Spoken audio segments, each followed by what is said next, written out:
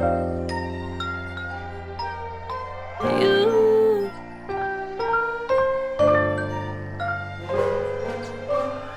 I use that signal directly put into my laptop, so it can be used as a webcam also. See, so I can actually switch multiple video and audio signal to the room Zoom. So, but I won't do that today. I just testing. I Yeah, know actually, you're this because what I do is because I have studio monitor speakers, right? But I can't hook it up directly to my computer, Yeah. so I have an audio interface because they have XLR inputs, the speakers, Yeah. and then I run my microphone through the audio interface too, and then obviously everything goes through the audio interface and then goes out to Zoom. Then I record to OBS. Yeah, I know. Yeah, it's a more like software at TAM. Yeah, exactly, man. It's been such a pain in the ass, dude, getting that Oh, thing to really? work. Yeah, just figuring out how to get everything working correctly, how to get the audio interface to drive all of my audio to Zoom, and then to get all that Zoom audio directly into OBS so that everything works. Because you can record directly off of Zoom, but basically it puts all the audio channels onto just one track. Right. Whereas if I put it in OBS, I can separate my audio, your audio, and then I can have a mix down of both too. I see. And it's been So, it's been Mike, a pain tell in me the what ass. exactly you see. It's just on my Zoom. Oh, this is just what Yeah. you can see, Okay, right? yeah. So yeah, what I can see is I see your background there. Is that a real background or is that just It's a projector, actually. I have a projector above me, so that's my screen. So I usually watch film in this. wow. Are you at home or are you at work? I'm home. Wow, you have that kind of setup at home. My God, dude, you're so rich. It's not that rich. I kind of customize into this gradually. I mean, it's 10 years of accumulation. It's just a room, but I have this projector and the screen. I've kind of purchased one screen specifically for the video podcast, so it can be look nicer. Yeah, it looks really nice, man. What are you using for your camera? Our camera is ridiculously good. I won't even tell you that. 'Cause You're using a cinema camera? Yeah, because it's a project I finished, right? But then I have to purchase. I had to purchase that camera to get the project done. But once it's done, I kind of didn't want to let it go. Maybe I was thinking maybe I will have another project coming, so I just keep it. So I keep it and it's unused. I just put on the tripod and do this. Come on, you have to tell me, dude. You know I need to know. Right. What is it? It's a FS7. Oh, okay. It's not the one from work. It's a No, it's mine. Is it the Mark II or the Mark One? Mark 1. Yeah. I purchased it like You purchased it used? No, it's discounted. You know, at that time, Mark II already rolled out, right? So the Mark II still sells for almost 10 grand, right? They still sell it for like 9 grand or something like that. I think it's much cheaper. Is it much cheaper now? Yeah, I think because of the red Komodo and the others. Oh, well, you know what Sony put out? The FX6, man. That camera looks good. Oh, really? You know that one? That's their I don't know. Actually, I'm not that kind of fancy about the camera. Myself, I'm not that kind of guy like lots of people do. You know, Kwa and Richard, right? They just follow every updates of almost every single camera, and they know everything. But I just like I don't bother. I'm more like. Yeah, I get it, but because you're to me, you're already in a good position, right? What is your official title at UChan? Are you creative director or it's creator? Yeah, you already have like a nice creative director position. You know, you don't have to worry about really establishing yourself out there or hiring yourself as a freelancer, right? Whereas someone like Richard, Richard's really trying to be a cinematographer, and in LA, he has to stay up to date. I know. So it makes sense for him. For me, I just what I do is I look at a few websites, like 2 websites every day, and if something interests me, then I look at it. But most of the time, I don't really pay attention too much. I really just try to focus on working with what I have and just focusing really more on the skill set rather than the gear. I'll do what I can with what I have. But no, but that Sony FX6, that one really interested me because it's a really affordable price range for a cinema camera. But man, How much is it? it's $6,000 for just the body, brand new. But like what it can do, a variable ND. I mean, I'm not gonna go super into specs, but in the image it produces, it's amazing because I downloaded some test footage and I graded it. Dude, the log footage is so easy to grade and it looks so good just right out of the camera. Oh yeah, I can imagine that. I know this just turned into a filmmaking podcast. Dude, so what's your the video podcast is not totally not about a quality of image, right? It's No, about not at the all. idea and not at all. Not I at know, all, actually. when I did the first self kind of introduction video on YouTube, right? The first episode is what I'm doing here. Okay. I know exactly everything, this setup doesn't matter at all. I know. I told my audience, but I kind of like give myself lots of excuses not to start this because starting something is really difficult.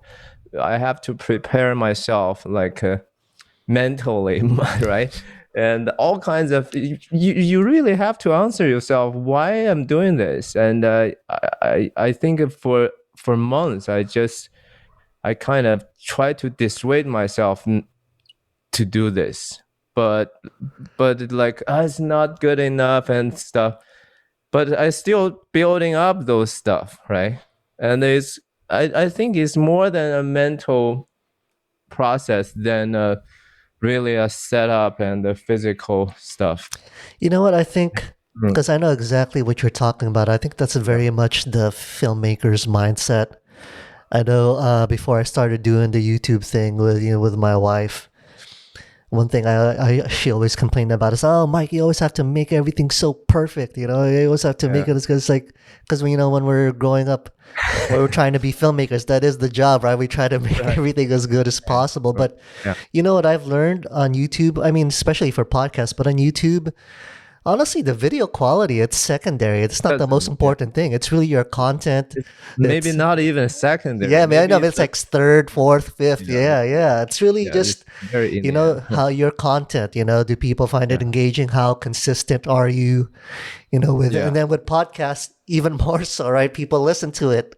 I mean, even if they watch it on YouTube, they're not really looking at the screen the whole time. They're just listening to it in the background. Exactly. So it's just like, so I've just gotten myself. Just start. You can always improve it if you want, but the most important thing is to just start creating and putting it out there. Yeah. Are you recording now? Yeah. We've already started, dude. Okay. Yeah, I thought.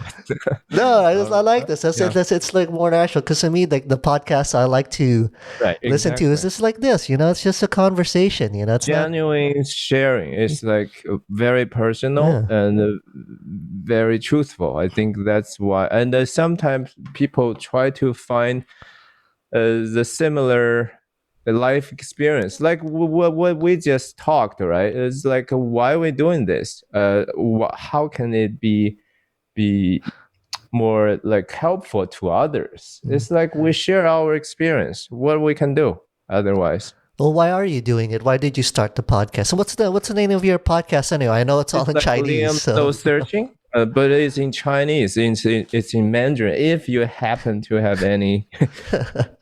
It's all my Mandarin speaking friends. but yeah, it's in Mandarin. And my purpose, I think I gradually figured out. I just try to talk in a perspective of a Chinese American about American life and what is America? What is this culture about? Right? It's so super diversified, but there are some defining elements. So I try to figure that out myself and share what I think that is, and also I think because I'm a Christian, I found lots of great art pieces, like either American movies, books, even my travel experience. I kind of echo to some of what I believe in. So I want to extract those things out and share it. It's like a Terrence Malick movie, right? I love those movies, and why I love them, I gradually think maybe because it's echo with my soul, and because Terrence Malick's also that arguably a Christian, and he wrestling his faith all the time. Even we can see those wrestling in his work. So I think yeah, that's my main purpose. So the Chinese name of the podcast of mine is like Liam Soul Searching. So I'm searching inside, right? And what inside? I What like it, man. exactly? I What? honestly, I Yeah, really like it. You know, it's got your name in it, and then with soul searching, it both starts with S, so it's got something going yeah. for it when you say it in English. I really Yeah, like it's it. also the pronunciation of the Chinese title is very similar to Soul Searching. It's called 搜神记. It's actually a very classic ancient book of Chinese literature. It's a fantastical account of lots of mythologies. So 搜神记 means that. So I use my name 徐亮, which is Liam Soul Searching 徐亮搜神记. It's I think I don't know where I got that idea actually. Dude, Yeah. it almost sounds the same in Chinese and in English. That's crazy. Right, Yeah, right. Yeah, that's yeah, yeah, amazing. Oh, yeah. but, man, I wanted to ask you because I don't really know Terrence Malick that well. What are some of his movies? I can name a few, like the Tree of Life. It's very the name only. It's biblical Yeah, already, yeah, right? yeah. I never Tree saw of that one. Life. Name some more of his films. I want to see if I've seen. It was awarded best cinematography Academy Award that year, and also it's the Pomador, like the France Oh yeah, yeah, Cannes yeah, yeah. Festival, the Yeah, best picture yeah. equivalence, right? It's very poetic, very abstract, and also his old work, like a red thing Oh, Thin Red Line. I've line, seen that. Yeah, right? that was good. Yeah, that's a very traditional way, but most of his work is very abstract, and lots of people cannot even stand it because what is about, right? It's so all those images. Yeah, it is beautiful, but what do you mean by those pictures? And he's a very famous one, Days of Heaven. It's about I think somewhere either South or South Dakota, somewhere in the farm, and he solely used the magic hour to shoot that film throughout. It's all magic Oh, hour shot. I know which one you're talking about. That's an older Yeah, one, right? But that's with Richard yeah, yeah, Gere. yeah. Yeah, Yeah, Richard yeah, Gere. Yeah, yeah, right. yeah. Exactly. He and But his from sister in that film. yeah, but from what I remember in that, it was the DP who convinced Terrence Malick to shoot only in Yeah, golden hour. And it's like, oh, yeah. we're only gonna have 1 hour to shoot every day, but yeah, but it was Exactly. amazing, right? It's a very different look. You know what? I Yeah. mean, you might not believe this, but I actually don't watch a whole lot of films or don't know a whole lot of films and everything. I know it's kind of blasphemy, You don't right? have to. Yeah, you don't have to. Yeah, because you know we both studied filmmaking, and you know remember when we're taking classes at the end, there's those students who like know all the famous directors and filmmakers, and they feel like that makes them better filmmakers. It's like nah, Yeah, it's like, it's not and that necessarily doesn't. true. Yeah, I mean you look at their work and it's crap. Right? Yeah. It's like The nah. famous, I think the most famous case is the German director, uh, what's that? Werner Herzog. Yeah.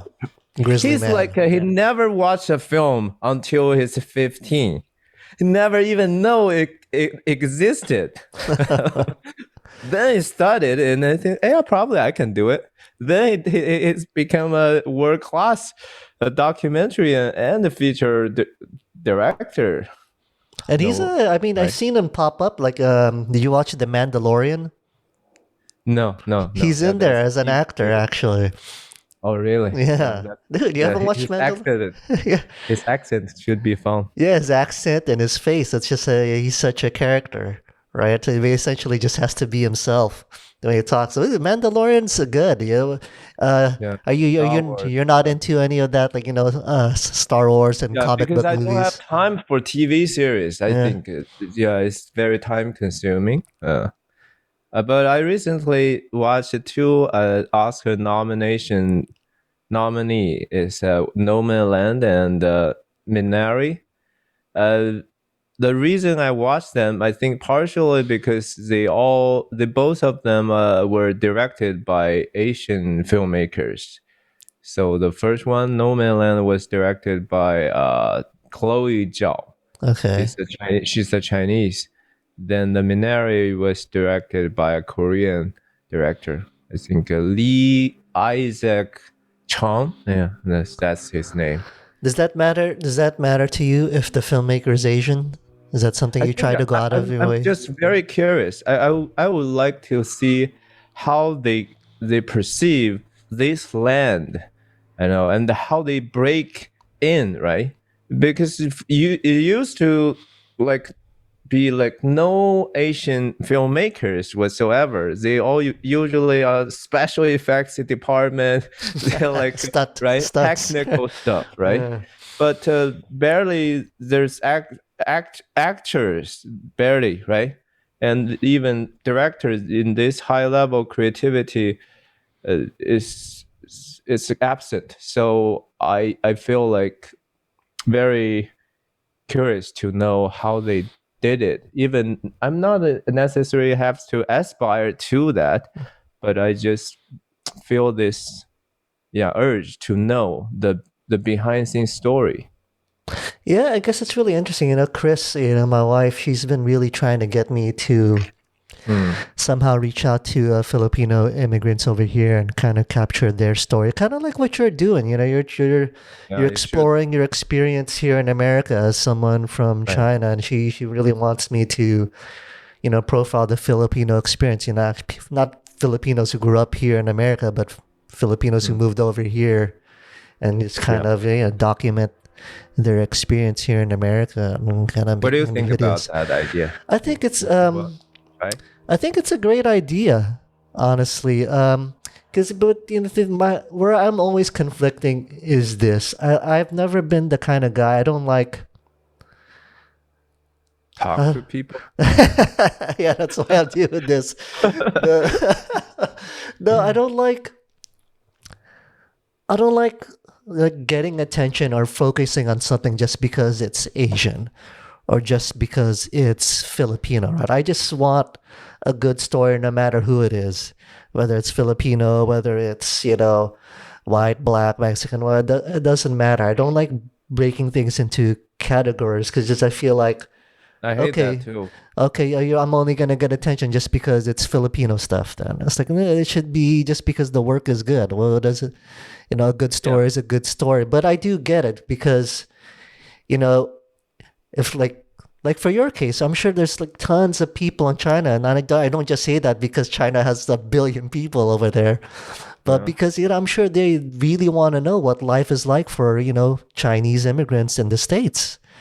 It's just naturally to be curious, right? So I get it. Curiosity. I used to, I'll definitely do it, but I don't know, man. I feel like I don't want to specialize Let in me that. tell you this story, Mike. I just because I want to do the next podcast about the Minari, this film, so I did some study. I think this story might inspire you a little bit. At least it inspired me a little bit. It's about the director why he wrote this story. this Korean American write a story about his father, actually, right? It's not his generation. He has been doing feature film for maybe 10 years in Los Angeles, and he directed, I think, 2 or 3 feature, but it's not about Korean American at all. Then he just feel like he cannot make it further, and he feel like obliged to his family's uh, expectation, right? He think, oh, probably I should quit. I Yeah, should go become a teach. doctor. Yeah, because exactly his family wanted him to be, but he's like, oh, I probably just go teaching. Then there's still several months to be wasted.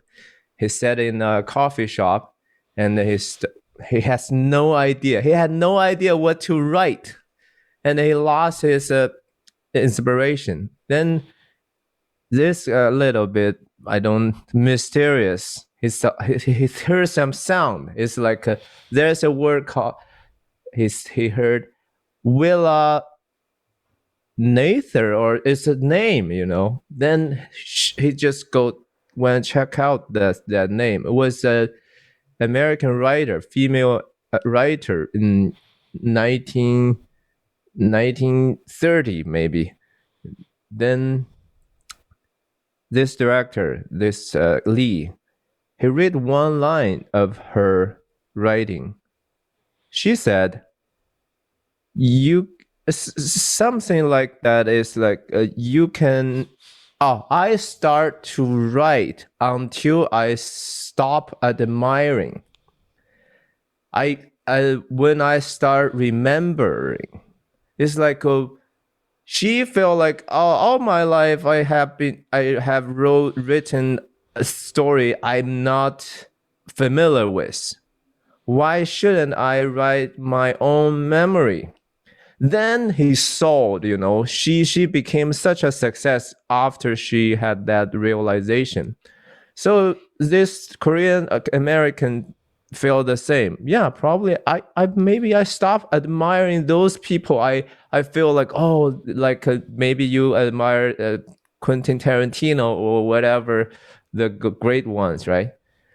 He just, okay, what's in my head? Then he wrote down 80 memories, simply memories, and they laid them out and gradually form a story arc. Then he made this film, and this film, I think, definitely defined his career. I think that's why you don't have to go to a group of people just because you feel like related, but you actually don't know them. You should maybe write something you really know and you really care about deep down, right? Like, what's your father and mother's story? They're struggling here. Or even your teenage neighborhood, maybe it's unique to other people. Those things only you know. Only you have that perspective, and dramatize those things and make it very personal. And that's, I think, the world needs you to get it done. Back to you, Mike. Yeah, that's an amazing story. How did you even find that out about the director? I'm just curious. I think curious. No, you just searched it up online. There was like an interview. Because I watched that film. I feel like I want to know more about. Since I have to share about my feeling, I have to do some background study. So this guy actually wrote this article on LA Times. So it's a newspaper. So they published it on LA Times website. I just take probably 10 minutes reading. It's an amazing story, right? It is, yeah, it is. Yeah. It's a very amazing story, especially Right. for people like you and me who are filmmakers, and to hear kind of his evolution, and when he realized, okay, I need to focus on the stories that I know, and Right. and just express what what's in me and what's Well, I mean, that Right. is what they say in film writing. Like, you're supposed to write what you know anyway, Exactly. and then you just dramatize it. It's inspiring. Like I said, when my wife gave me the suggestion, I thought it was a good idea immediately. I Mm. just don't like the idea of doing solely just that, because I feel like I'm just pandering to an audience, and Yeah. I Yeah. don't You like don't the have to idea do of that. pandering. I like the idea of just making what I want to make. I mean, that's kind of why trying to do this whole YouTube thing now, because for me the freedom is on YouTube or on anything really. If you can build up your own like loyal following or audience, Yeah. well, that's where the freedom Mhm. is. Because now you don't have to depend on, you know, clients to get opportunities. You don't have to depend on people to hire you to, get opportunities. Now all of a sudden you can have your own brand sponsors. You can put out your products, and your audience will really help support you, and you can just do whatever you want, right? I'm just trying to build an audience by doing whatever it is I want. Obviously, it's gonna be a long time coming. It's not gonna happen right away. But for me, I identified that as, okay, this is really where I want to take the whole filmmaking thing. Because for me, I think my interest now these days, I really like documentaries. Really. Yeah, Yeah. I really like documentaries, but I really like short documentaries in terms of making them. Because I think I'm just Mhm. too lazy to make a full feature Yeah. length documentary. That's a lot of work. Those full Yeah. feature length ones. Oh my Take god. take arms and legs to Uh, finish one feature because I'm just stuck in the very end of a post production mhm. of a feature length long documentary, and it tortured me Yeah, for I know, years. man. It's Is that the really same hard. one you were asking me to help with? I think before I left for the Philippines. No, No, that no, was a not different. You finished nothing. that one. Yeah, that's a totally different project, and Okay. I get it done. But this feature, it's called Lori, and it's about a female disabled. It's like a heroine to me.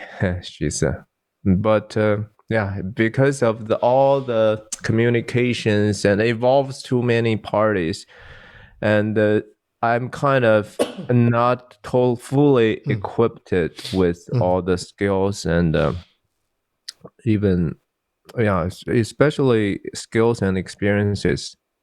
So I'm struggling. I have been struggling for quite a few years to wrap this up. That's hard. Yeah, I know. That's what people don't realize. These full feature length documentaries, they take years. Take years, and Yeah. I don't have a very good editor partner because documentary. I think maybe you have to get your narrative and the ideas out in the post. Maybe 8% of the idea form in the editing process, right? Because when you shoot it, you don't know what you actually can get. You just shoot it and follow the flow, right? Then you examine those footage and realize what's the meaning of the what you have shot. Then but still I debate myself all the time like what really matters, and when you find the meaning, it's very hard to convey or deliver to the audience as well, because you are limited to what you have, but you know the meaning because you saw more than you have shot. So this very conflicting and painful experience. Mm. And I got the rough cut down, and I screened it to several my friends and my colleagues, because we are a team, right? They Most of them rejected my ideas. It's so Ooh. painful. It's Yeah. Oh so my painful, God. you know. Yeah. Heartbreaking. Yeah, but it's still my job to plot it through. I have to trust myself and also humble down a bit. You kind of like you have to listen, but also you have to discern which ring true in yourself. Yeah. So it's like, I was like totally struck down that week after I screened to my colleague. But I think it's a very good experience to have. Then I think became a stronger filmmaker. Exactly, really, I really do. Yeah, I think for me, the way I look at that is it depends on who I don't just ask anyone for feedback, right? I really have to respect the person's filmmaking ability in order to listen to them, because there's lots of people who can give feedback, but sometimes they just don't know what the hell they're talking about. But that's the audience too. No, but there's You there's there, cannot yeah, choose no. your audience. I get that. But I guess for me, but look, I've never made a feature length documentary, so maybe it's different for me. I make really short pieces, right? Whether it was like branding videos or like even these for my podcast, I try to make a short video for each person, right? It's different depending on who they are and what they're really into.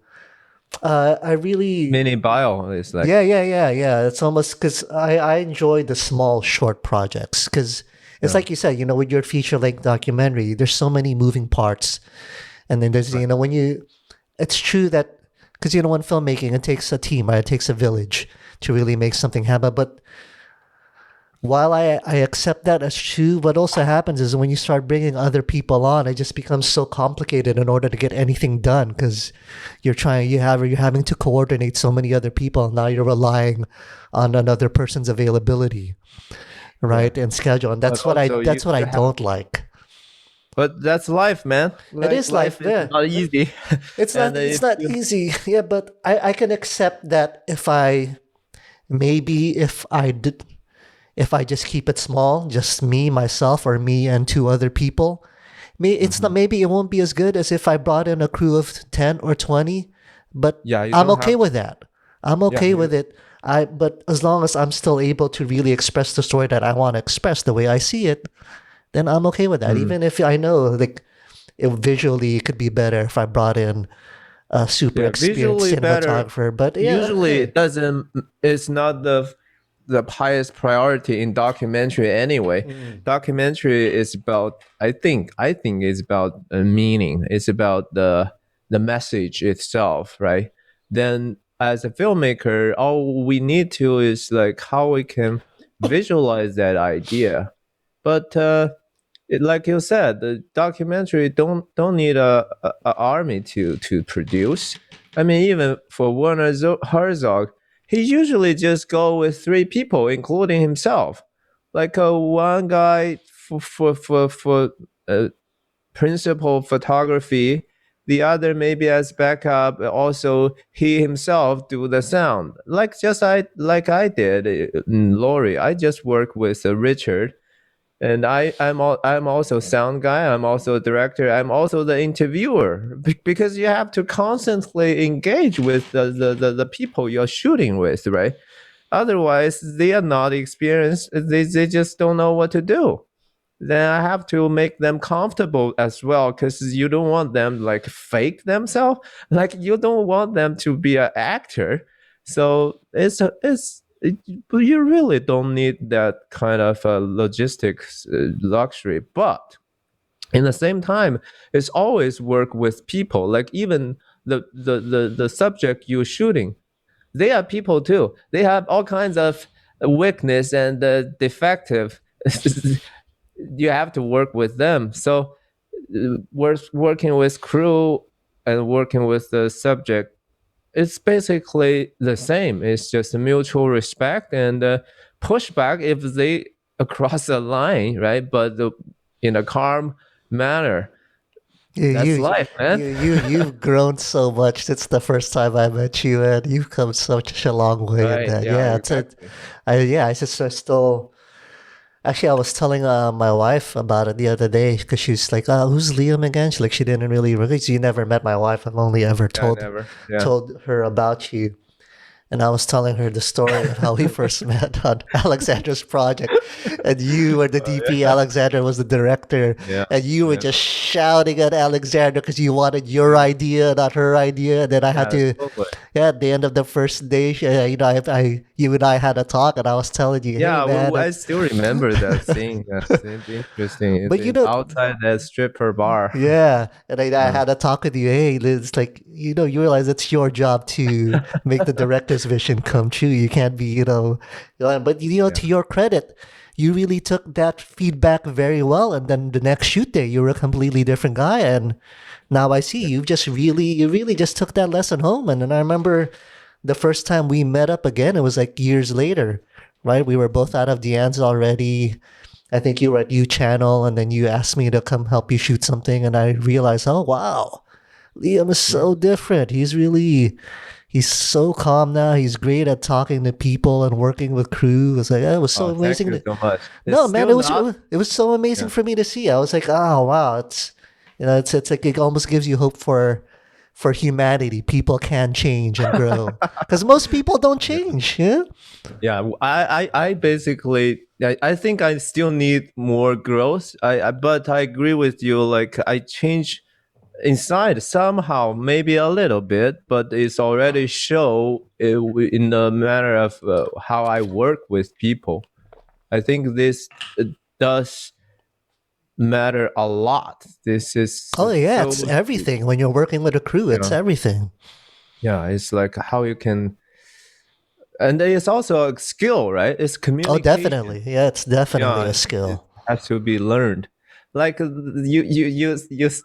I remember that what happened in that Alexandria project is like because I as myself didn't see as you have seen in the first day because I feel like I was trying to help you, right? But when you argue in a manner of like disregard other people's opinion, right? All the people around can see what exactly you are after. You are trying to actually overpowering the director. You think your idea is much better. You think you are superior. That's make you a fool, right? I think I was a fool when I tried to persuade her in that way. So thank you for remind me that. And I think it's also a culture thing. That time I just came to United States maybe a few years, right? I still have had those mentality used to work with people, but gradually I think I'm more American now than definitely than used to be. So I grow a little bit, not that much. I hope I can grow even more. I tell you, man, you grew a lot. It was really nice to see. I mean, I can't say that I'm proud of you. It's not as if I'm your dad or something, but it was really just such Yeah, as a, a friend. Yeah. a pleasant surprise. And I was really happy to see you kept growing in that direction. Just because I know, especially as you, because you're a director, and that's what you want as well. You're gonna need to have that skill, then, man. You're gonna. Yeah, now I'm more like I don't see myself as a director anymore. How do you I see don't have yourself? to. Yeah, it's I don't have that opportunity. I will not have that opportunity to actually direct a huge project. Even this story took so much effort, but I still think it's not that significant, to be honest. I don't think it would be a huge stuff, but it's I still try to put all I have on this project. I still want the best of it to show people. But I don't regret if I cannot be one. Doesn't really matter because But I just like the film Minari. You should watch that. It's about a man's or it's a relationship in the marriage or a man's growth. It's also about ambition versus other values, which is matters even more. Uh, yeah, if God's will, I probably will have more projects shooting or directing But if not, I'm okay. I can do other stuff Yeah, like but to TV me, show stuff. you are a director. You don't have to be a Hollywood success in order to be a director. You're making Oh, projects that you come up with. You're directing the vision, right? You're the one telling the story. You are a director, and that's what yeah, you are. see me as a director. Yeah, yeah. You're doing it, right? To me, as long as you're doing it, you are it. Because it's because I know when we first start studying filmmaking, right? We don't want to call ourselves filmmakers. We don't want to say we're a cinematographer. We don't want to say Yeah, director because we haven't aim done to be. anything. Right. Yeah, right. Yeah, But to me, like once you start doing something, it doesn't matter at what level it's at, whether you're just putting it on YouTube and whether it's you're making independent films that can go in film festival. It doesn't matter as long as you're actually doing it and you're telling mm, stories. Well, then you are it. You're not just taking a class and talking about it or thinking about it. You're yeah, actively doing it. hands on. Yeah. Yeah. So yeah, to me, you are a director. Mm. Yeah, yeah, that's a new perspective for me too. Yeah, I should regard as more self-esteem. You know where I realized that is I was doing a freelance job before, and this is early in or just like in my Danza days. I was just doing a PA gig, Yeah. and then I was working with more advanced people, and then the cinematographer was asking me, Mm. "Yeah, are you a shooter? Are you a filmmaker?" And I was like, "Oh, I'm trying to be." And he said, "Hey, Mm. are you shooting stuff on your own?" And I said, "Yeah." Then so you know what? You are. You're doing stuff. You're making it. It's like when someone like that experience and established had that point of view. Yeah. It's like, oh yeah, you know what? He's kind of right. Whether you become successful or not, or you go up the ladder and get bigger and bigger projects. To a certain extent, that is out of your control. You can do Yes. you can do what you can, to make sure your work is the best that it can be, and that to make sure that the right people see it. But Yeah. at the end of the day, there's only so much you could control, right? But that doesn't mean that you're Yes. not a filmmaker, or you're I not a totally agree. cinematographer, or you're not a director.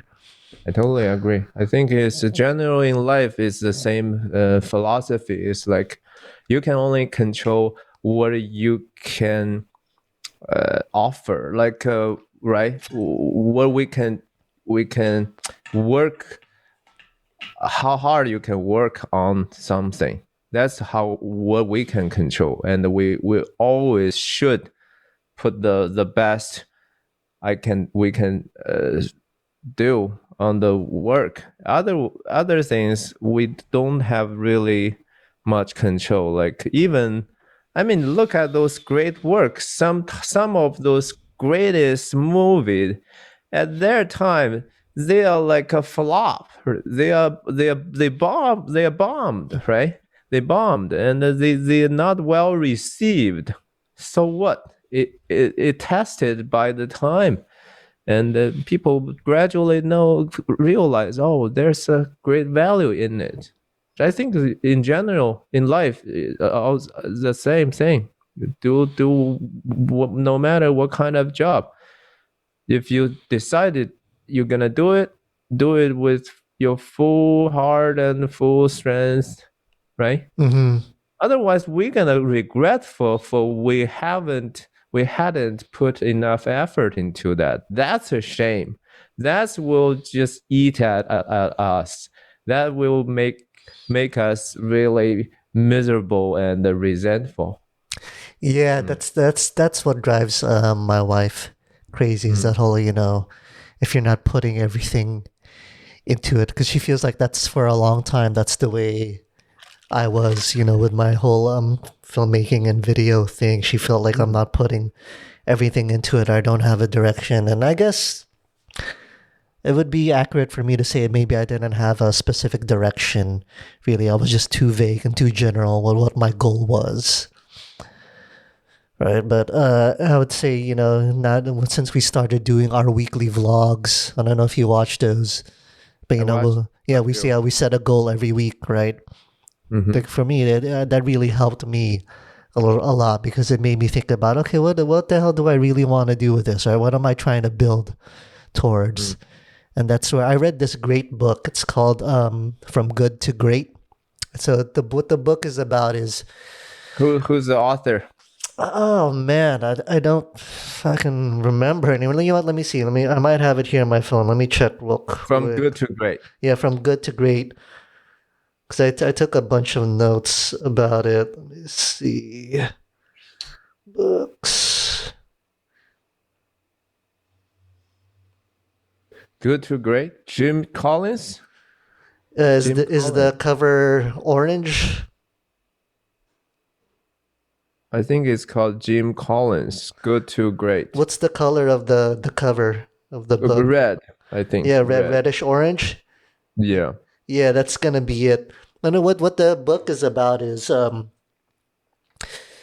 he wanted to figure out why some companies just stay good or they become or they just fail, and why other companies are able to make that leap between being good to becoming great companies.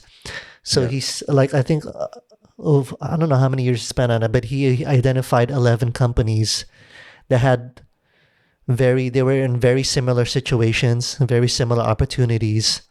And how is it that they made that transition to being great, while these other companies who were in the same position, same opportunities, they kind of got worse and failed, or they just stayed the same. So it was really interesting. And one of the things that was a pattern among these companies who became great is they identified what's called their hedgehog concept. All right. And so what the hedgehog concept is, there's actually a cute little story behind it. The story behind it is you have this fox. And if you don't know what what foxes are, the foxes are very smart, right? They know how to adapt. And then you have this hedgehog. And the hedgehog's not known for being smart. It just has very sharp quills. It has sharp needles all over its body. And every day, even though the fox is very smart and has all these skill sets, it tries to eat that hedgehog, but it never can. Because you know what? That hedgehog knows what it's good at. And by it knows what it's good at, it just focuses only on that. So that's why they call it, that's what your hedgehog concept is. So that's what these companies identified. They identified, one, what is it that they could actually be the best at? Not what they want to be the best at, but given their skill set or their resources, what can they actually be the best at? And then two, what is it that actually fulfills them? And then three is, okay, what actually drives their profits or their economy? And then whatever fits all three categories, that's what you need to focus on. Yeah. So from reading that book, I came up with my own hedgehog concept. Okay, what is it can I actually be best at? And so I did some mic soul searching. Just everybody needs that. Yeah. And for me, I realized, I'm probably never gonna. I can't be the best at being this big time director, a big time filmmaker, just because I know my own personal weaknesses is networking, is building relationships. I'm really horrible at that. I'm really horrible at putting myself out there. So I know, okay, I'm probably never going to be the best at that. But you know what? I also know I'm a really good storyteller. I'm really, with what I do have, I'm really good at storytelling. I'm pretty good at I'm really good at making visual images, and I'm really good at using humor, and I'm really good at talking to people one-on-one. So it's like, okay, well, what do I enjoy then? I really enjoy being hands-on with the filmmaking. I enjoy getting behind the camera, not just directing. I enjoy getting my hands dirty. Yeah, I enjoy shooting a lot. I think you mostly enjoy shooting. I can tell. From my perspective, you are a better shooter. You are rather a shooter than other thing. Yeah, but because people don't see. Yeah, people don't see me editing. That's why, because I do the editing too. Editor. That's true. Because to me, it's all tied in. The directing, the shooting, and editing, they all feed each other. I don't really separate it anymore. Mostly because I do all three roles myself anyway. Because the direct editing. Yeah. So the directing, it's all about storytelling and designing the frame. That's where the directing, the cinematography really go hand in hand, right? Because you're designing the frame and how do you tell the story visually, and then directing and editing. That's all about the storytelling and pacing. Right? Why don't you do that kind of that Casey Neistat Oh yeah, have yeah, yeah. has done? He's kind of like very similar to you at this end, right? He shoots himself, right? And he basically has to direct himself, and he edits, and he forms his own ideas with humor as well. Yeah, yeah. Well, essentially, yeah, that's kind of the conclusion I came to. That's why I ended up just focusing on this YouTube thing. Because, like I said, I realized what my skill set was in terms of what I could be best at. I know I'm actually really good at talking to people one on one. I really, like I said, you said, I really enjoy shooting. I enjoy Shooting, telling yeah. stories. I enjoy talking to people one on one. So it's like, okay, you know what? And then if I do it well enough and I do it on YouTube, I can build my own audience, and that's what can drive my economic engine. Right. So that's how I came to this whole thing where, okay, I'm going to focus on telling stories through, visual images. Fuck, I wrote it down somewhere what it actually is. I can't remember. It actually sounds better. Let me see. I think I have it in my notebook somewhere. Let me see if I can find it real quick. It's fucking such a disappointment because I spent so much thought and time thinking about, okay, what is the Hedgehog Concept? And I wrote it Yeah. down, and then it's like, no, I can't fucking know. I don't know what it is. I face the same challenge. I think everybody face this same challenge. It's like when you think you know, but it's still there's a huge gap between what you know and what you understand and what you're capable of carrying those out. Even in my video podcast, right?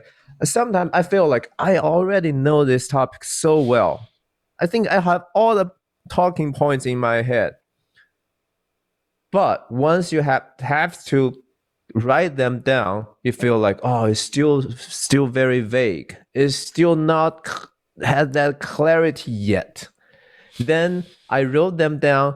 When I try to speak them out, it's another layer of struggling. It's like, how can I just, it's so hard, difficult to word them out, Yeah, yeah. When you can speak your mind, that's a mastery. Well, I will say this. So I enjoy watch some of the speakers at our time. One of them are Jordan Peterson. Have you ever Yeah, heard this yeah. I guy? know Jordan Peterson. Yeah, this guy is so powerful when he talks, right? It's like, how can people organize a sentence sounds so it has at least has appearance of truth, even it's not, right? But it's so accurate and so powerful sometimes. And it's also involved with his own emotion, and it makes it more compelling. And then you just mentioned that you want yourself focus on these things. It's like his new book. There's two rules. It's like rule number 2: imagine who you could be, and then aim single-mindedly at that. That's exactly what you are trying to achieve, right? And another rule, number 7: work as hard as you possibly can on at least one thing and see what happens. That's, I think, you are in a good state. I mean, thanks to your wife to bring the best out of Mike. Oh yeah, definitely. Yeah, Yeah, she's a big part of it.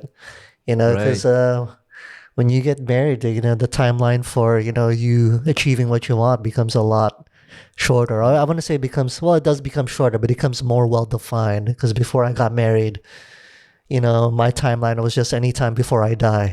It's just be successful. But all of a sudden, you're sharing a life with someone. It's like, no, you need to be more specific. If you wanna, you wanna make it happen. Okay, how are you gonna make it happen then? And I mean, you need to make sure it happens. As quickly as you can make it happen. I mean, given certain things are out of your control, but you need to be taking specific action towards it. So definitely, my wife, helped push me in that direction. Whereas, because I'm a very laid back person, Maybe, You actually is. You yeah, actually is a very laid back person. yeah, yeah. You don't think Oh. so? I know the way I'm Mm. talking right now. That it's Yeah. hard to say. Well, I wasn't the one on set yelling at the director, right? Yeah. And even So what? when I talked to you afterwards, right? I wasn't like trying to Mm, like shout at you or anything. I talked to you very calmly and very friendly, right? mm. And I explained, no, I'm a very laid back person, and in some ways, and in a lot of ways, that's really good because I'm very calm under pressure or when things are going crazy. I don't really, panic. But in other ways too, I'm a little bit too laid back because there's no sense of urgency. That's not what I know about you. Mm. No, I because thought you. it's something I've been working on over the years. No, Oh, don't get me wrong. That's when I say I'm laid back, it doesn't mean when I'm talking to someone I'm not charismatic and I'm not yeah, very animated. But I'm talking about yeah. just in my outlook towards life. I'm never in a rush. Mm. But do you procrastinate things I do. like I you definitely do? do.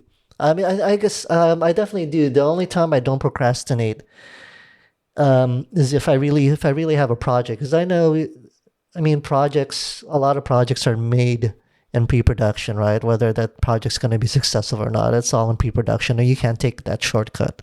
You have to do that pre-production. So I really don't procrastinate there. But when I start the pre-production, I might procrastinate that. I know I need to do it, so I Mm. won't ever not do it. But it is, I think, that's something I have to fight against because my default is to procrastinate, and for the most part, I can defeat that programming. That's especially that, like with these weekly goals, it helps a lot. But Mm. it's just like anything else. You take steps backwards every now and then. Every now and then, I might the pull of video games. I'm like a video game addict. Ah, Sometimes I might not be able to resist, and there you go. There goes the day, or I start playing, and but yeah. It's very hard to resist those things, those stuff. That's drug, man. yeah, it is. It absolutely is because I'm the kind of person that I like everything else will go away. I won't have to eat. I won't sleep. I'll just be stuck. Playing Yeah. that video game. It's I used to be that kind of person, very, very, very kind of addictive to almost all the things I shouldn't have done. Like I used to be a heavy smoker, right? You met me. I still smoke, right? yeah, yeah. When Well, you that's met very me. common in China, right? Yeah, and I'm even heavier than the average. I smoke at least one pack per day at that time, and I started drinking years ago, just beers, but I love them. I enjoy those different kinds of beers. I can discern all the different nuanced tastes. I brag about that. I think thanks to Qua, and the Qua brought me to this, and I got hooked for several years. I spent lots of money on that even. But I quit. I quit for a while, and I used to play video games as well, especially World of Warcraft. It's just I can just play all day, right?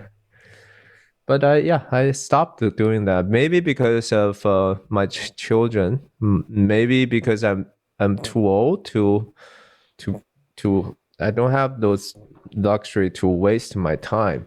Yeah, I'm sure I the have my children goal. changed that a Yeah. lot. Huh? Yeah. And also a self growth. I think I need that. I think everybody eventually needs to grow the f up, right? Yeah. To me, I'll probably never stop playing video games. It's just a matter of not letting it control me, right? As long And as I usually, can. how many hours you play? Now I'll probably play just 1 to 2 hours a day. That's not bad. Some days I won't even play if I get really busy, then I just don't play. And like I said, for the most part, it is under control now because of these weekly vlogs. Right. Because and because like I said, I identified my hedgehog concept, so Mm, now I have a very specific direction. I know what mm, I need to do as far as what I can control to get there, and then I'm mm, setting the goals every week. So now it's like I'm just very like I have a direction that I need to go in every day and every week. So like they really helped control the video game mm. addiction. But Yeah. sometimes I will get to a point where because the weekly vlog, we shoot our wrap-ups on Saturdays, and by Sunday afternoon I have it all edited. All right. And then the other video, we do weekly boba diaries where we review different boba and snacks, throughout the Bay Area. I made that so it's super easy to edit, right? I can edit it in an hour and a half. So for the most of the week, unless I have like a podcast shoot, an intro that I'm doing, I'm pretty, like, my schedule's fairly open, right? So depending on what my goal is that week, sometimes I have a lot of free time on my hands, and that's where, the addiction starts to become really more tempting. Yeah. Right. You need to relax yourself. That's normal. I think even you don't play video games. The other people play with their phones much more than 1 hour per day. They just slide the screen and see what they want. They actually don't know what they want, right? They just keep the feed coming, and they consume lots of things they don't have to. It's just toxic. Yeah, I mean, the phone. Stuff. It's really interesting, when I drive around and I can see people on their phones as they're driving. Yeah, and that I don't understand that at all. Like, what, you really just can't put the phone down when you're driving? You have to be looking at text, or you have to, what, I don't even know what they're looking at. Like, it's that addicting. I don't think it's because for me, I'm not addicted to my phone at all. And then for most of the day, I don't even use it unless, someone messaged me, but even it takes me a long time to reply. That's good. Yeah, it has no pull on me, but I don't know. How are you with the phone?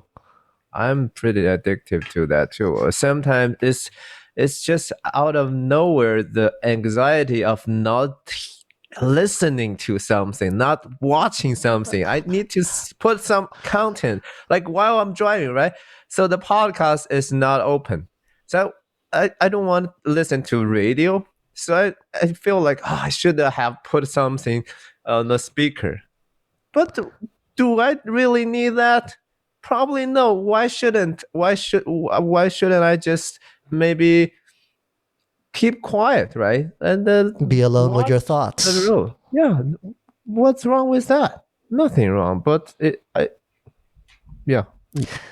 I don't know. No, I get it. I used to have that. I will say I did have that problem with the phone because I love listening to podcasts. Yeah. And I was at a point where I had to listen to something all the time. Yeah. If I'm brushing my teeth, if I'm on the toilet, I need a podcast. But for one of my goals for 1 week was to stop doing that, stop bringing it in the bathroom with me. And then I realized after that week, I don't need it. Why do I need it when I'm showering? Why do I need it when I'm in the toilet? It's just be alone with your thoughts. Stop being afraid of whatever it is you're gonna think. Yeah, my friend told me a joke. It's like a 10 feature of a tough guy. One of them is like going to toilet without a phone.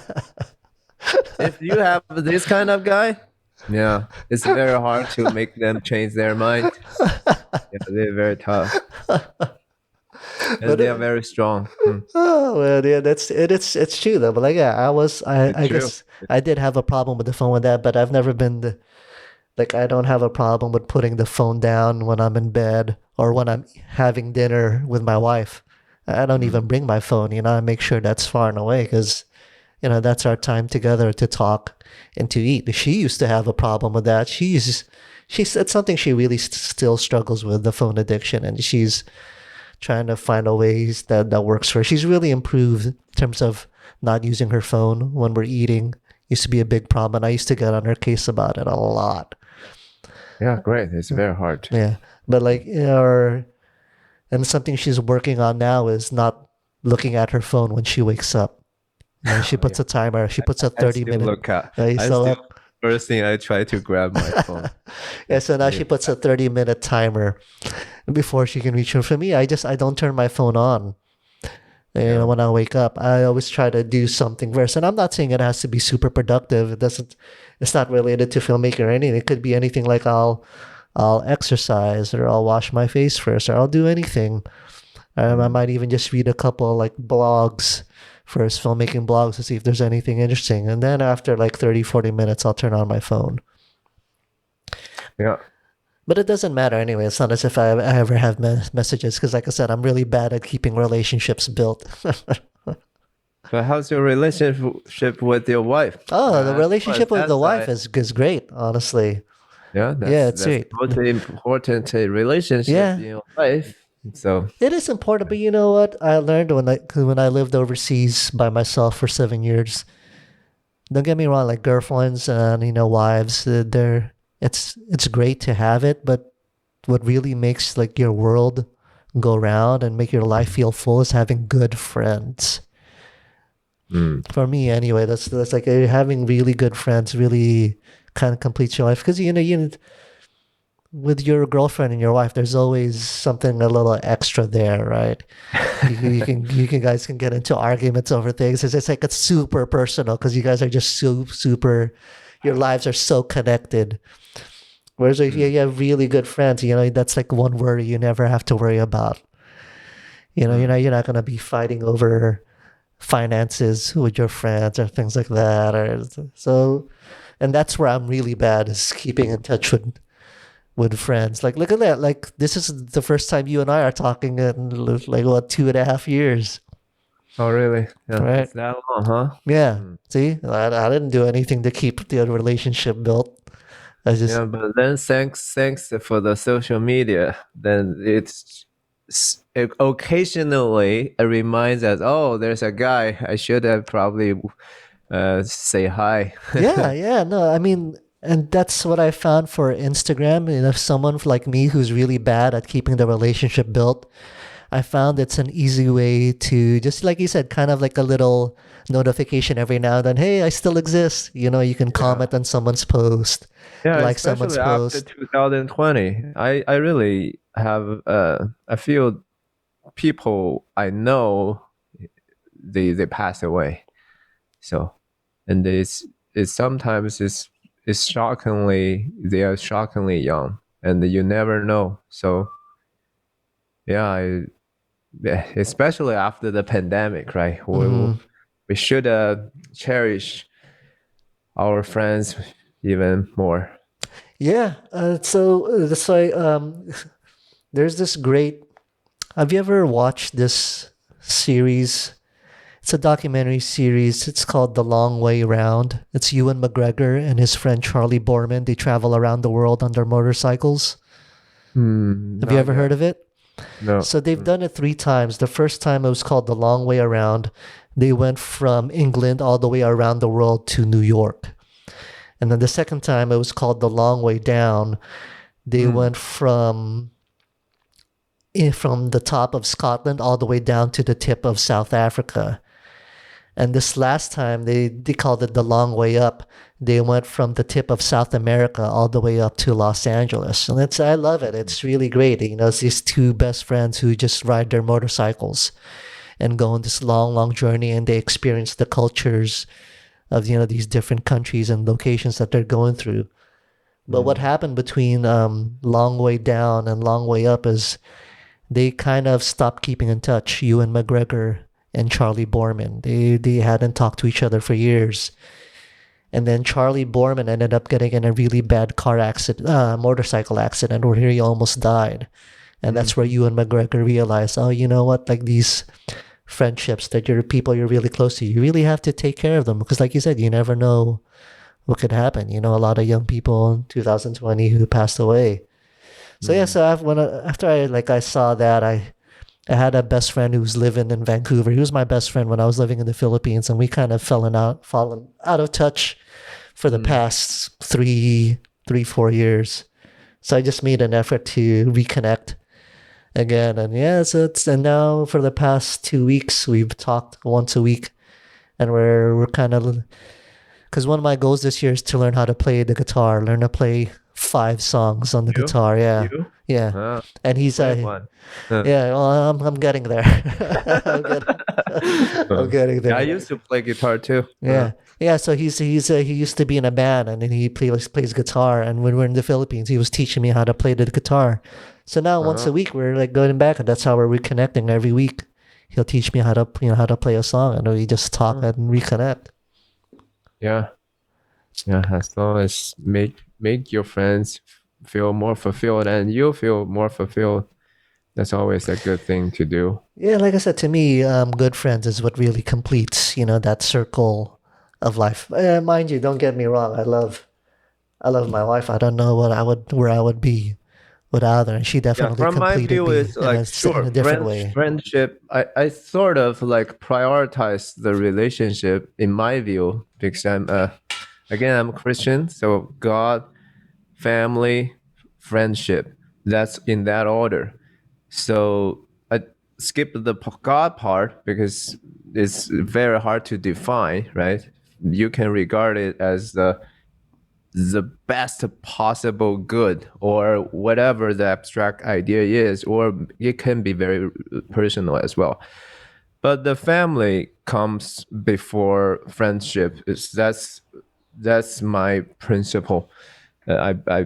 I basically live like my life in this order. And for me, in a family, my wife matters more than my kids. Even I feel it's very easy to get even closer relationship with kids because they're adorable sometimes, right? Most of them times, they're just so lovely. And adult, even it's a female, you know everything about her. Sometimes can be annoying, right? But wife matters the most because also in my belief is like wife husband relationship is kind of complement each other and also improve each other by constantly challenge each other. You definitely have your bias and your weakness, your dark side, whatever the evil things you have. The other people always see clearly than you, so they challenge you. You challenge the other part too. So it's kind of grinding each other. And that's make you a better person. That's what marriage means. Actually, the marriage is supposed to make yourself holy. That's a belief I have. And then the kids, then the friendship, because friendship is probably you won't show very dark side of yourself. Why should you, right? Why you want to give the other people more inconvenience? No, we offer the best we can and we support each other, but still I think family first. That's Yeah, my I guess no, philosophy. I do agree. I guess I didn't express myself clearly enough. Then no, I'm not saying Yeah, that I, my I I wife don't is have not. any disagreement Yeah, with yeah, you. I yeah. just express my Okay. philosophy. Oh, I totally I understand thought where maybe you're you thought coming I from. was saying my friends are more important than my wife. No, I don't mean to say that at all. But I guess Yeah. you know what? I think you have a good point. I think maybe they're all part of just a full life. Then I wouldn't Mm. say because definitely because I can imagine if if it was just me and my wife Chris, but I didn't have any friends at all or any good friends, and I would to me that wouldn't be a full life. That's I've true. for That's me, true. but Yeah. then the other way around too, right?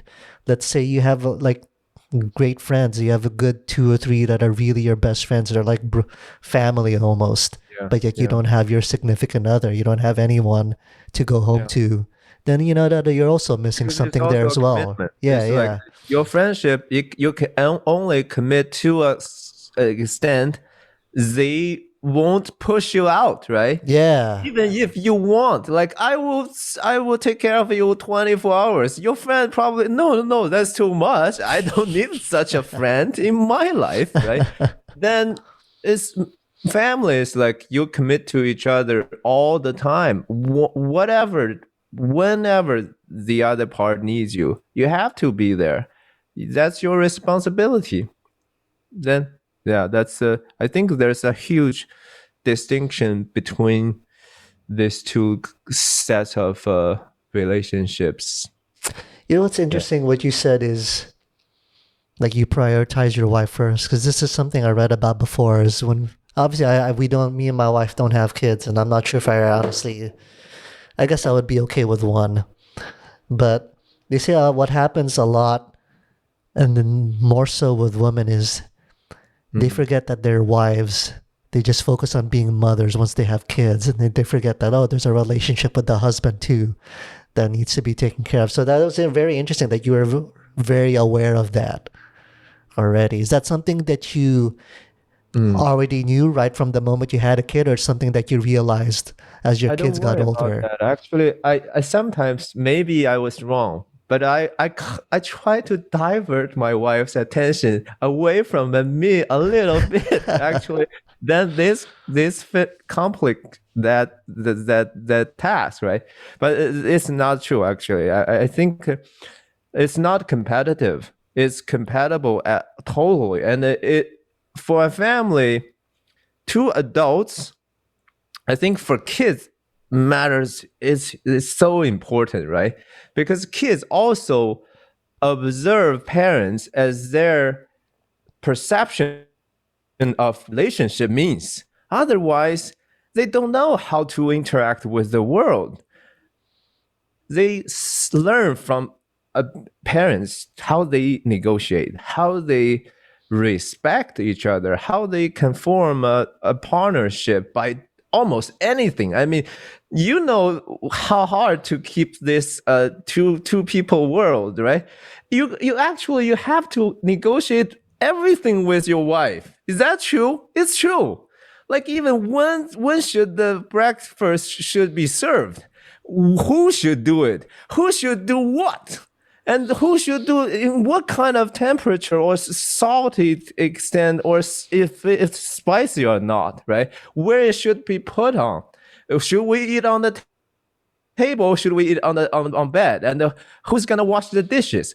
It's like indefinite things happen in our life. We need to like either verbally or non-verbally. We actually try to live with each other in peace, and it's a daily task. So I think for parents, kids relationship is more like we are not equal, right?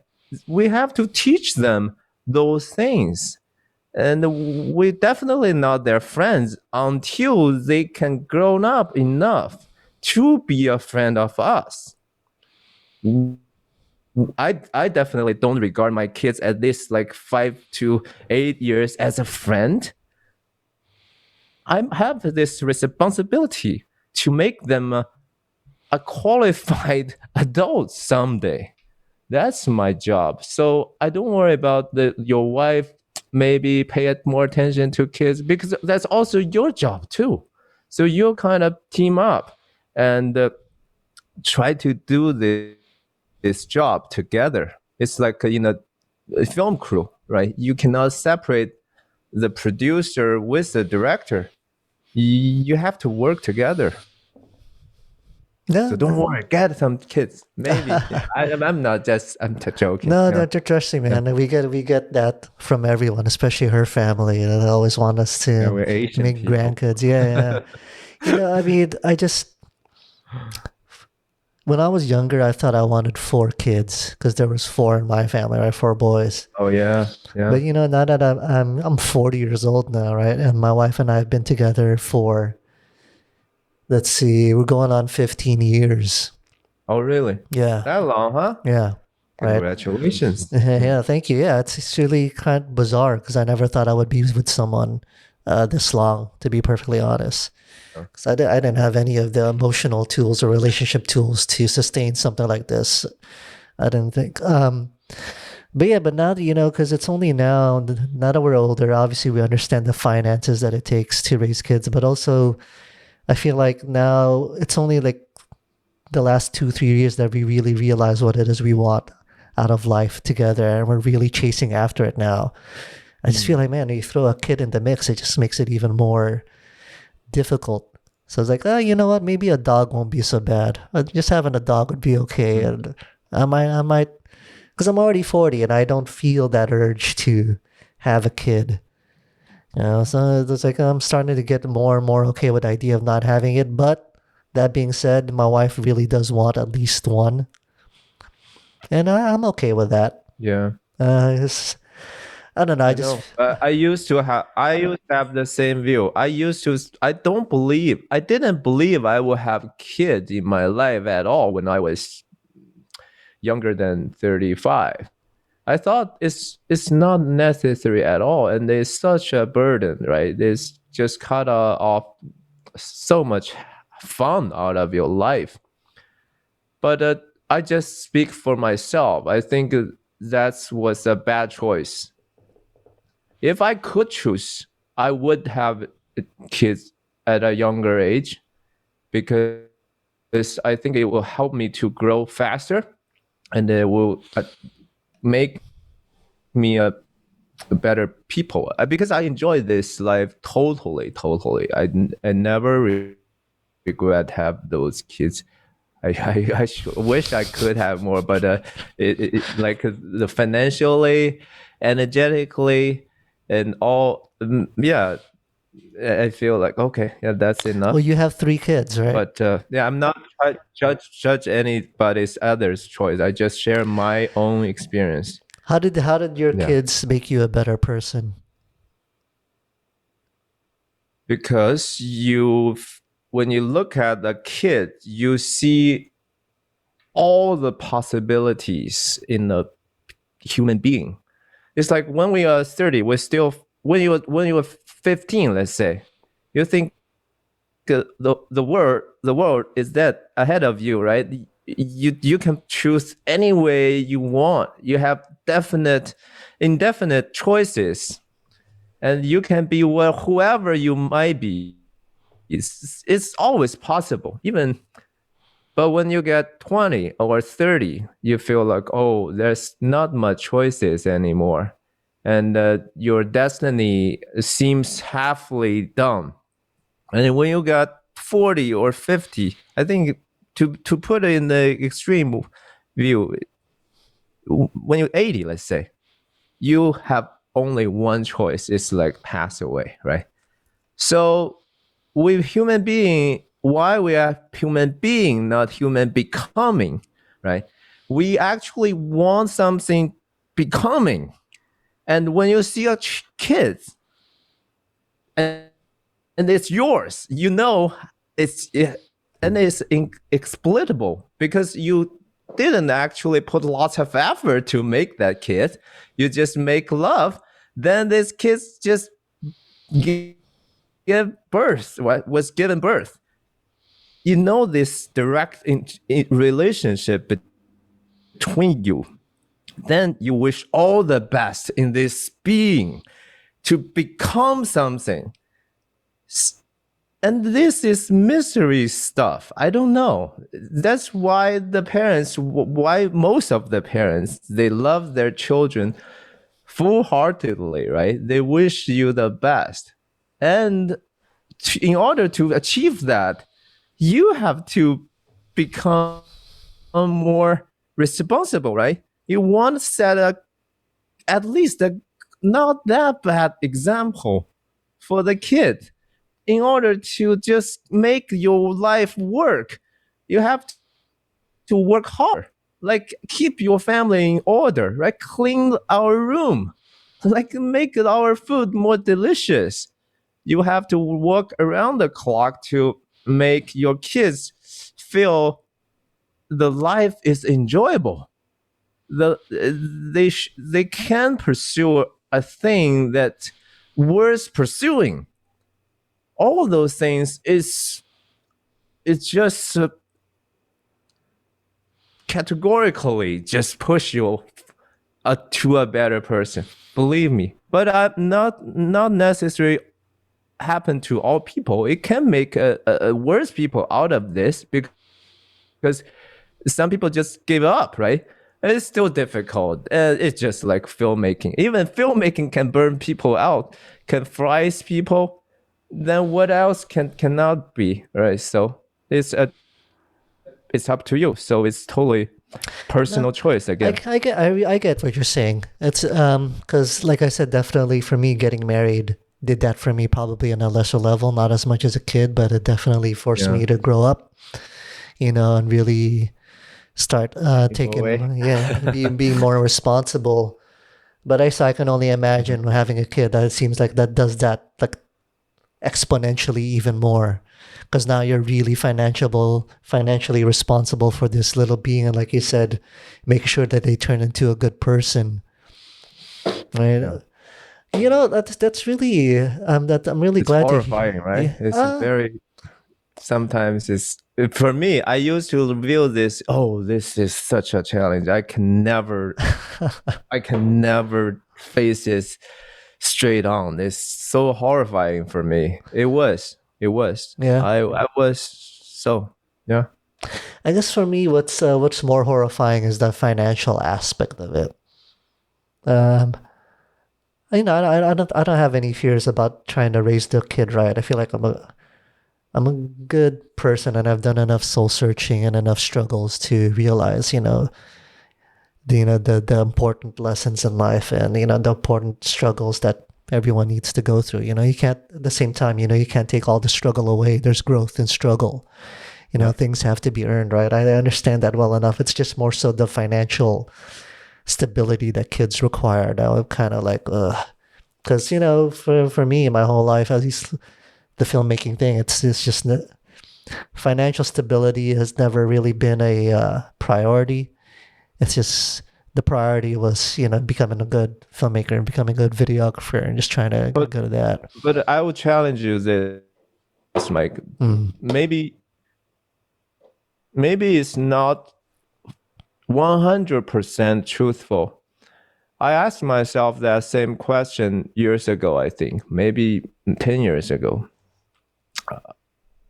It could be a little superficial. I mean, it could be. I'm not saying, I'm not judging you. I'm telling from my perspective. I used to think that way.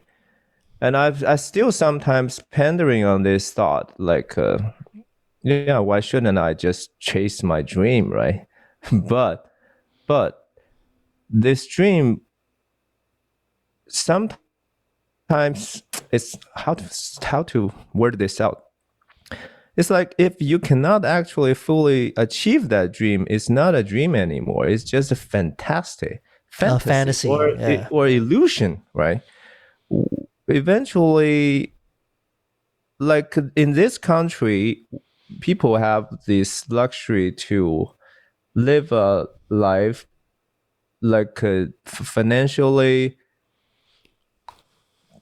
not that self-sustained, but this society or the whole system still can support you even in a very minimum way, right? It's not that great, but it still try to support you. But in lots of other places in this world, people don't have this choice at all. They just have to work their ass off to even earn their food on the table. So, which exactly is true? It depends on your life experience and also expectation. So, yeah, I don't know. I don't know. No, I totally get what you're saying, and that's kind of been like that's where me and my wife has really come to an understanding over the last like 3 or 4 years, because like that's where we were very different. I was very much the dreamer, and her having grown up in the Philippines, like you said, people don't have the luxury really of dreaming over there. People need to work just to make sure that there's food, and then they have somewhere to live. Dreaming, chasing your dream, it's a fantasy. It's a luxury. It's because opportunities are so hard to come by over there. So it was really two different ways of looking at the world, like clashing, right? When she finally joined me here in the States. And I think we've just come to realize that those two don't necessarily have to be mutually exclusive. You can do both. You just have to be very specific on how maybe your dream has to evolve, or maybe it's like, look at you're taking care of your responsibilities first. You're creative director there, you channel, you support your family, your kids, but you're still making your documentaries on the side too, right? Oh, this is also supported by the channel. Yeah, but still, This that's what I'm saying. personal. But you're still doing your own thing on the side, in addition to taking care of your responsibilities. So that's where it's like they don't have to be separate. You can do both. But what my wife got me to realize is it is a priority for me to chase my dream, but I can't do it in a way that builds our financial stability too, right? And that takes us towards um, a financial level that gets us the life that we want. So that's where, and then it comes from a lot of reading books too. I read this great book. It's called Secrets of the Billionaire Mind. Actually, my wife is the one who got me into it. And what that book made me realize is, because I was definitely one of those people where I would say, yeah, you know what, money's not really a priority for me. That's not important. And said, people who say that, they tend to be poor, right? And then when you're, and he said, when you're poor, you're not really helping anyone out. You're really just becoming more of a burden to everyone else, right? You're just another mouth to feed. But when That's you, yeah, but when you have money, like or I would just say, I just want to be comfortable. I don't need to be rich. Well, you know what? If you're rich, you can be very comfortable, right? And if you're rich, let's say you want to do something more meaningful, well, then you have the means to do it. You have the resources to go after it. So it just kind of made me realize, money isn't necessarily, or the pursuit of money, it doesn't have to be this evil thing. It doesn't have to be contradictory to chasing your dream. It's a tool to help you, if anything else, right? So yeah, so I've kind of like it's flip. money is superficial stuff, Yeah, even for yeah, rich people. I yeah. think to live a so-called comfort life is totally not the purpose of life. Even the rich people don't live act like that. I mean, they don't like just buy a beach house and live there, and they drink cocktail and they have great food all day, right? That's not a meaningful life for them. That's not a meaningful life for anybody. Lots of people dream about those lives, like, oh, if I have money, I would just travel around the world and just eat whatever I want and enjoy things. But that's empty. I think even from our limited experience, I've been travel sometimes with my family on a road trip for 2 weeks. I feel like really tired. I don't enjoy it anymore. I just feel like I don't want to go back to work. I want to create things, right? I don't want to eat these things, and it's become tasteless. And the views gradually become all the same. I don't feel awed by those spectacular things. So Well, I think, I really do think money is not yeah, the meaning. the Yeah, money is not the meaning, but it is a very helpful mean. tool. It's a means to give Yeah, people the but life that they also want. responsibilities as Yeah, well, yeah. right? If you have the money, how you gonna utilize that? It's like a time. It's the same thing, time and money. Uh, and for the rich people, I don't hold that view. It's like, oh, they are all evil and they all like feed on the things. They shoulder a lot of burden as well, and you think that doesn't necessarily make them more comfortable or so-called happy. They probably not happier than you. Most of the rich people, they suffered a lot. The documentary I shot, I can tell it's like, oh, if I let's say trade the life with them, with their money and their lifestyle, I probably won't trade my life with their status at all. Really, I've seen this. Then I don't think that's even matter that much. I get what you're saying, but I think But it's complicated stuff. Yeah. I'm doing a bad job of explaining my what I'm trying to get across here. I guess the first thing I would say is when I say a life of comfort, you know who explained it best is Casey Neistat, right?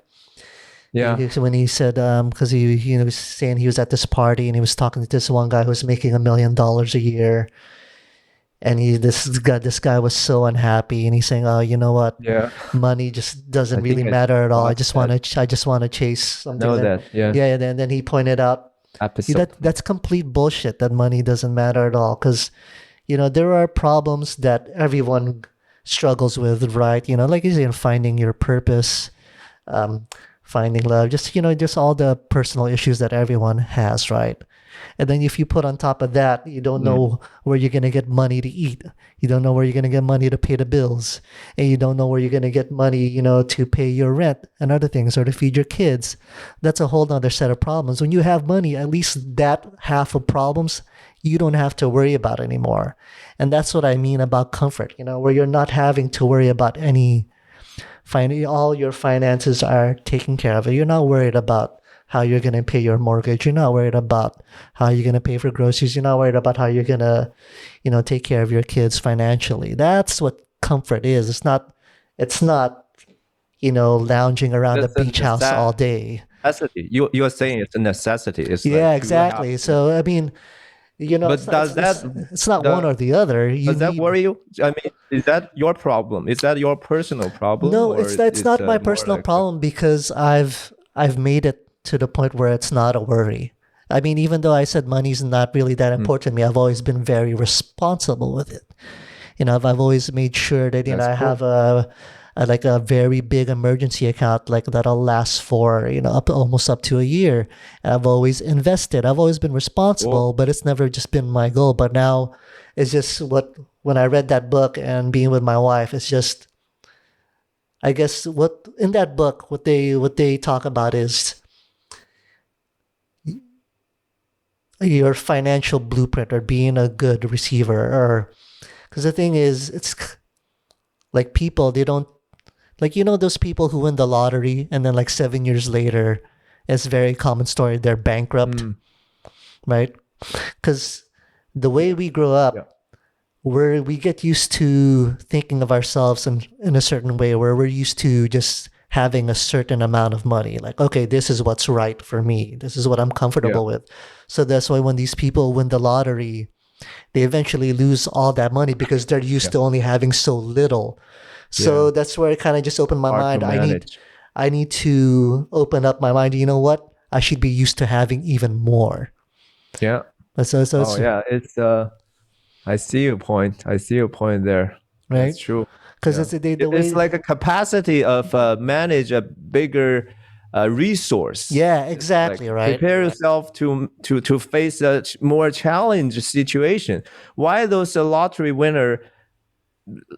They probably, most of them, that events led them to a more miserable status. Oh yeah. Right? They all say they wish they never won. Yeah, they kill themselves, right? Then, or their health deteriorate really fast because they booze every day. They have yeah. So that's where all day.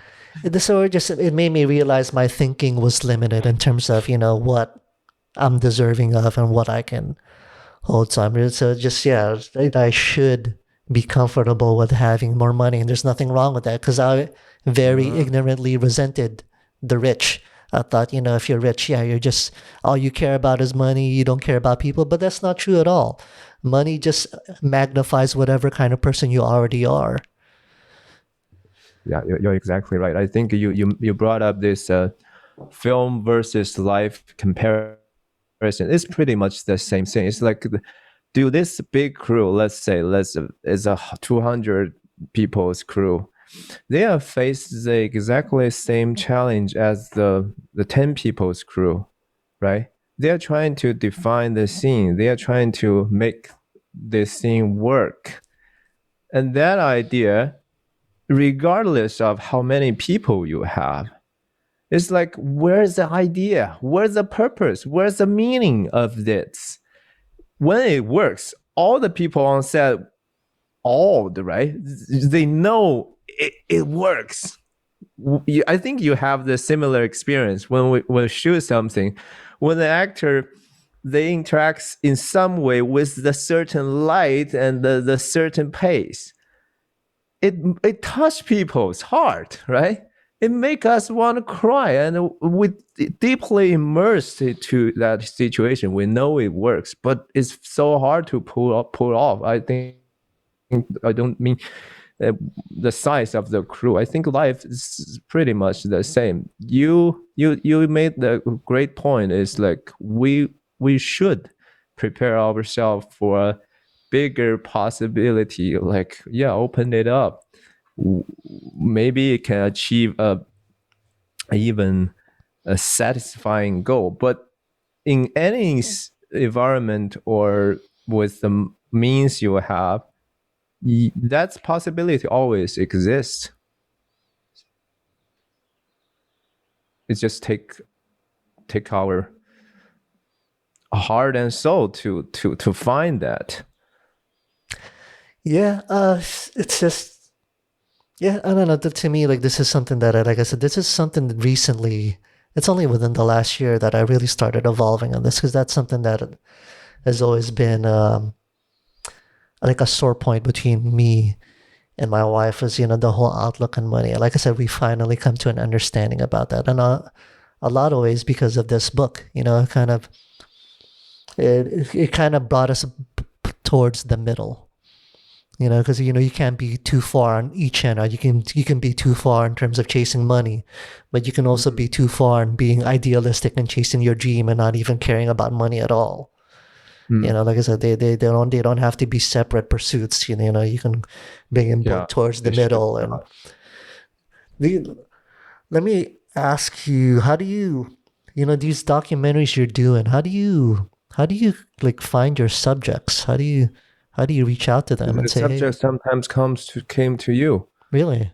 Like, yeah, it's like not I wasn't looking for, but the possibilities sometimes manifest themselves to you because of the past work you have done. It's like you work for a project, right? Then you definitely know some new people. And if your work make them appreciate your either talent or your personality, or even just a chance, they just know somebody they don't know in this field, they will brought you some ideas like, hey, are you interested to doing something like this? Then you decide yourself, right? Sometimes it fascinates you. Then you say, well, yeah, why not? Then you talk to other people around you, see if anybody can support this idea. Yeah, if you surround with enough friends or friendly entities, then it's your job to do it. Next thing. Yeah, I don't think I particularly try to find that subject, and maybe that's the reason why it's not that significant for myself. I thought, oh, yeah, it's good, but it's not that special. But I'm willing to put my best effort into it. I'm not like picking like, oh, this is not good enough, then I'm not gonna do it. I'm still doing it. Then hopefully this project will open more windows for myself, right? But it's always like I just warn myself, don't show your contempt to those trivial things. Uh-huh. That trivial things is a test sometimes, and maybe most of the time, maybe all time, it's a test. See if you can make a bigger, better project in the future, right? If you cannot even handle this little thing, how you can finish the great dream you want, you always have? So yeah, just be very truthful to myself every day, and be courageous. Like even you feel like, oh, I it's not me. It's not something I maybe can manage. But I just have to tell myself, be courageous, be truthful, do your job, carry on. I think I don't know the future. I maybe this is my last documentary project even, because I was beaten because of the rejection. I'm not even sure if I have the guts to even start a new one. But yeah, I would just leave it to fate to fate or destiny of my. But but like you said, maybe part of that is because these documentaries you worked on, they've never been something you pursued. They've come to you. Yeah. You've never had an idea that you wanted to pursue, then look for it, right? In terms of your documentary subject. Yeah, especially documentary, because you don't have much choices, right? It's still mostly based on what you can perceive in life. I think a narrative have much more freedom because you can fictional, right? What's that word? Right. You can, based on the experience you have, and you can still dramatize things. You can make stories, but in real life, that chance is it's there. You cannot change those things, even though you can manipulate things. And it's also limited by the relationship, the real humanistic relationship you have to respect that aspect.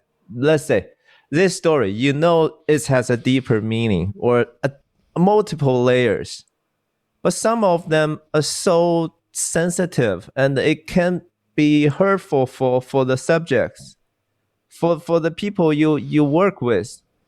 You cannot just, okay, I'm just still just show it to people. I cannot do it. I have to take a consideration of their feelings and their realistic reasons. So you feel like I compromise, but in narrative you don't have to, right? You can go really deep, and yeah, But don't these people understand that you are doing a documentary about them, and part of the package is, some emotionally revealing stuff is going to be captured? Or did they specifically say, you know what, Liam, I'm sorry, I don't feel comfortable with this being shown. Please don't include it in the movie? that's very constantly happened in Really? our business, right? I think my experience is here, and I'm not proud to share this, but it's a tip for documentary makers. When you conduct an interview, make sure let them sign the release form before it starts. That's a bloody lesson that I have been stumbled into several times, and every time it just costs your arm. Because what? Because human nature. We are doing this, basically are dealing with human nature. People will not sign the release form after the interview because you got something they feel like, oh, yeah, I should have not said that. And because you have put your work into that, right? They now got a hold on you. It's like a bargaining. They think, oh, now I don't have to approve your work. So let me see your work. Then I will sign this. They will dictate your work. So that's why I have these tips. I think it's a body lesson for me. But I'm not saying like it's still to be at first be a human. I think much more important than be a great documentarian. So yeah, I sometimes don't think that ambition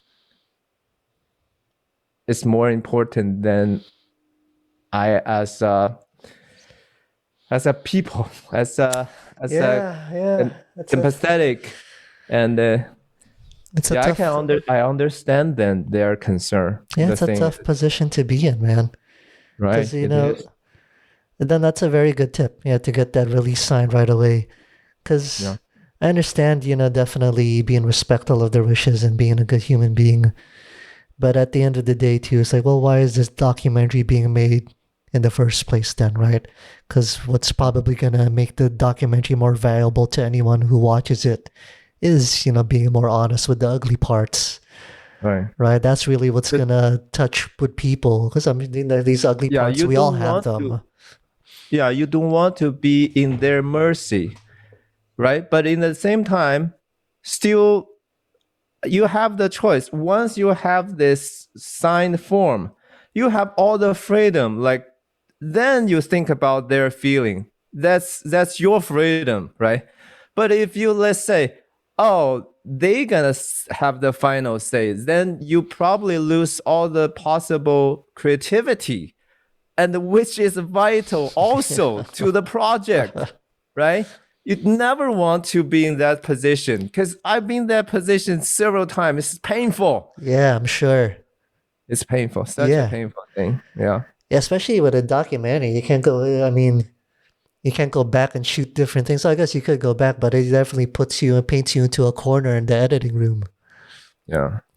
Ooh, I can see it on your face, man. It really wears on Yeah. you. The memory is just Yeah, kicking. yeah. Yeah. It's like the energy is like seeped after you. I could feel it even through the monitor here. I could see it. Yeah, It's, sure. And but I understand that because we all act the same way.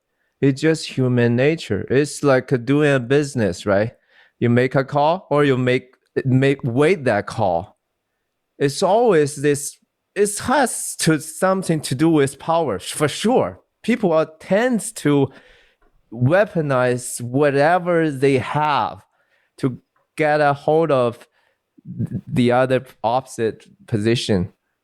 That's just, but I hate this aspect of filmmaking. I really not enjoy it at all, but it's so essential. You're right. uh, It's essential to make great stories. So I sometimes I don't keep I don't want to even win the fight. I just learn my bloody lesson, and I think I know human nature a little more. We are so dark inside. Everybody, I mean everybody. Even you think, oh, this is a very nice person, but eventually we will face that. The moment of truth is like everybody want to be a tyranny. Yeah. I think, I Reflect mean, yourself too. I yeah, mean, I reflect myself constantly. yeah. When you're not listening to podcasts all the time in the bathroom and in the car, Yeah. do you write in a journal? No. That's why I'm doing this video podcast. I partially do it for myself. Is to make account of what I my thought.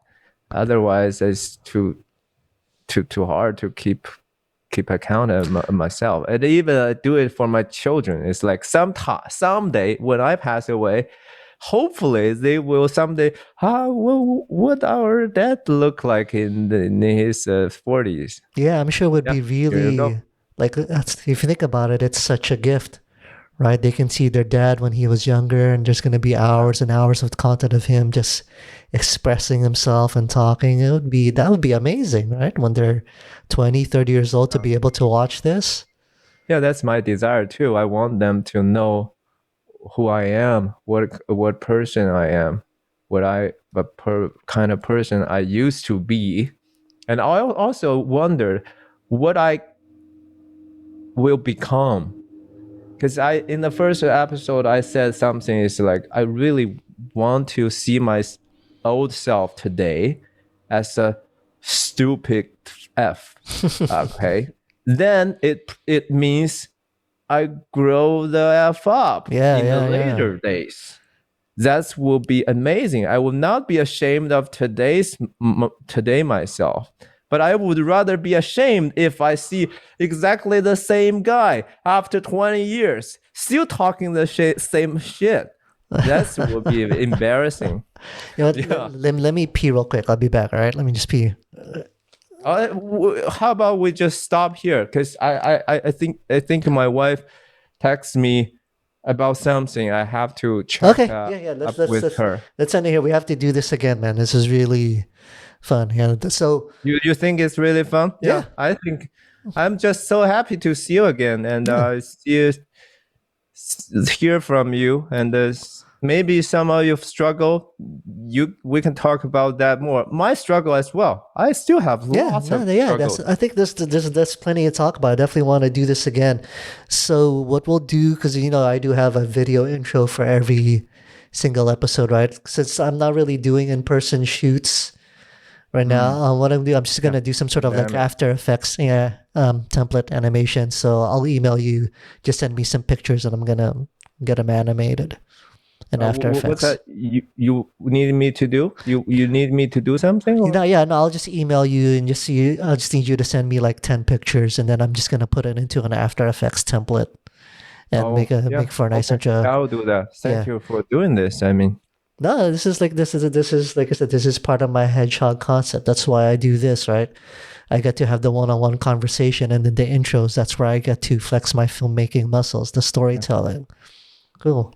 Thank you for having me. Yeah, Liam. So where do you want people to find you on Instagram, and just let the people know who listen to this? Just search YouTube. Liam Soul Searching. Liam Soul Searching. Okay, Liam but it's in Chinese anyway. But but your Instagram, or is it your Instagram just all personal? Same thing. Same thing. Liam Soul Searching. Soul Searching. Oh, there you go, folks. Can't get it any easier than that.